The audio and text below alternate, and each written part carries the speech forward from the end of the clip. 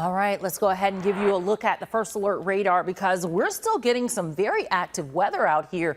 We have seen the wet weather just continue. So we're at the point where we really have to watch out for areas that are known for flooding because there are some communities that are just lower lying and they get saturated a little bit faster than other areas. So up near Camden, you're getting some heavy rain. This extends from Elgin, Lugoff, and into Camden. And that wet weather is pretty hefty all the way up towards Lake Wateree and back towards Ridgeway and Blythewood. You're getting in on some moderate rainfall too. That lightning striking for us in Ballantyne and in Irmo, also over towards Cedar Creek, and that's as that heavy rain just extends there from St. Andrews all the way up to Cedar Creek, including Ballantyne, and you have some lightning in place there. Over near Pleasant Lane, heavy rain for you near Kirksey, and this is in Edgefield County. Johnson, you're getting in on some moderate to heavy rain as well, and that also goes for Saluda.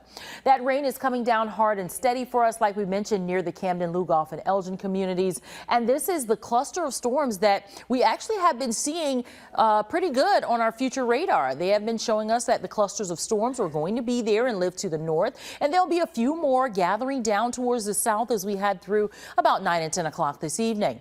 A little bit of a break for a few hours tonight, but plan on there being some spotty showers around for the morning commute as well for your Tuesday.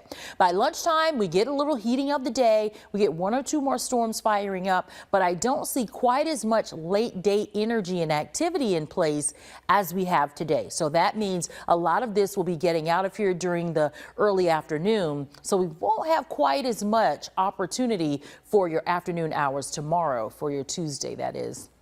And so in terms of excessive rainfall, the chance is still in there tomorrow when we see those downpours, for those downpours to produce some flooding. That excessive rainfall possibility is also in place for you on Wednesday. So all the areas shaded in the green here have a marginal risk of strong storms.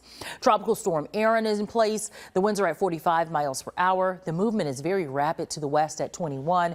It is moving very steadily. I'm giving you all of the models here. So this is what we call the spaghetti plots. A few of the models do take it all the way down into the Bahamian Islands, but most of them are pretty consistent on showing us a bit of a turn to the north. That northeast turn is going to be critical for keeping it away from the U.S. Here's the first alert 10-day forecast. We're at 85 for tomorrow, still cool but sticky throughout the course of the day, and a little warmer on Wednesday with more sunshine. We're at 88 and then 91 as we head into Thursday, Friday 92. So those 90s start to come back in slowly and steadily, and they will be around for the weekend.